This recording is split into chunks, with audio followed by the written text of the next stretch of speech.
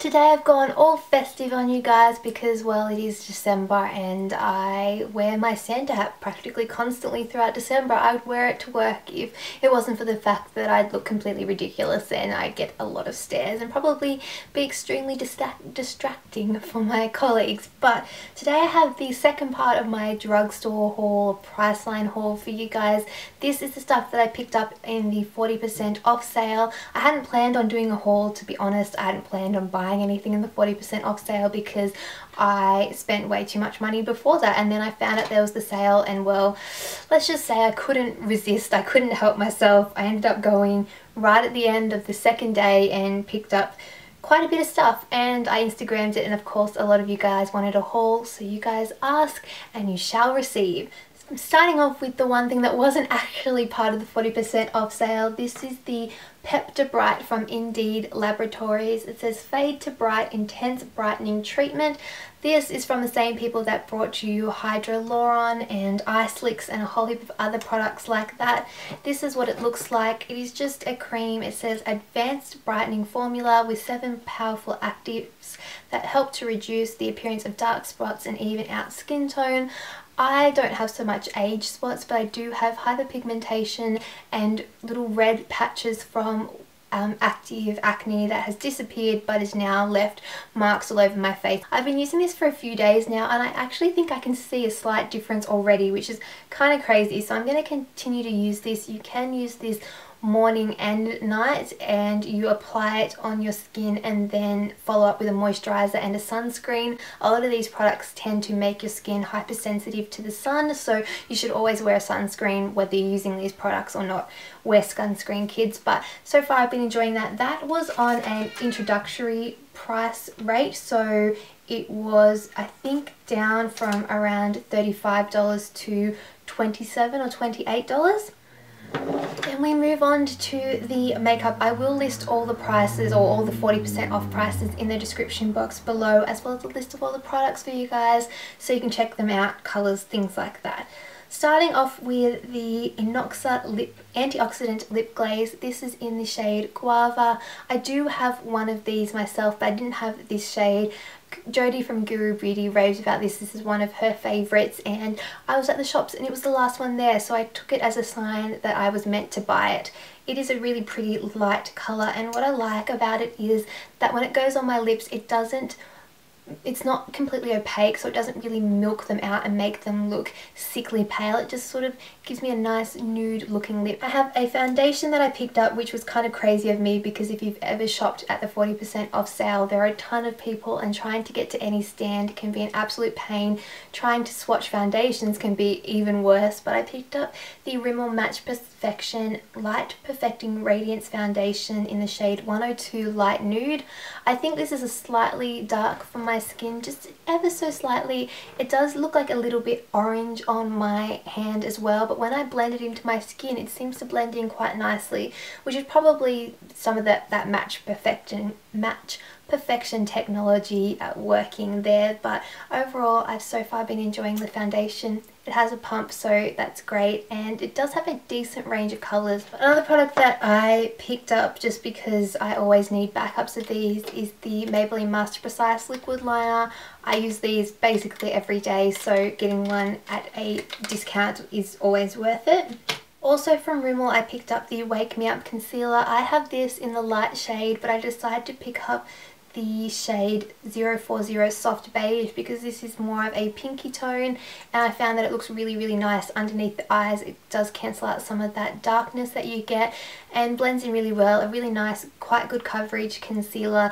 Next, I wanted to pick up a few products from Essence. The first was 2 mascaras that I had my eye on. Both of these are new. The first one that I have here is the Essence Lash Mania False Lash Mascara Reloaded. It looks like this. It has a rubbery, really flexible brush. I've used this a couple of times, and what I've found is that it's really good at getting a lot of product onto your lashes. If you want your lashes to be loaded up with mascara, this is great for that. But because it has quite wide bristles, it does have the tendency to make your lashes go a little bit spidery or a little bit clumpy. Now, if you have the time to brush through with a eyelash comb like this, then this can actually work really nicely, but you do have to work at sort of separating out your lashes. So if you're one of these people that likes to just shove on some mascara, run out the door, this is probably not the product for you. The other one that I picked up is this Lashes Go Wild Volume Mascara, which comes in the squeezy tube. Now it says mascara for extra volume with an innovative quadruple bubble brush. It has a bubble, like it's like 1, 2, 3, 4, 5 little bubbles of bristles. These ones are the more like brush like hairs, and they do actually work quite nicely. I'm not quite sure what the significance of the squeezy tube is, other than maybe at the end of the product you might be able to really squeeze out the last of it, but so far I'm enjoying it. I'm going to continue to play around with it. If you would like to see a review once I've kind of gotten my thoughts together on it, then let me know and I can do that for you guys. Also from Essence, I decided to pick up the Lash and Brow Gel Mascara. This is just a clear one here for my eyebrows because my Ardell one is looking pretty sad. This was clear at one point, but I think it's basically dead and kind of gross, so I decided to pick this one up. I've only used it a couple of times because I didn't want to make this look like this without you guys having a chance to see it, but so far I think it's a nice mascara. It seemed to set my brows quite nicely, so enjoying that little product. The last few things from Essence, I picked up another one of their Silky Touch blushes. I have a more peachy colour.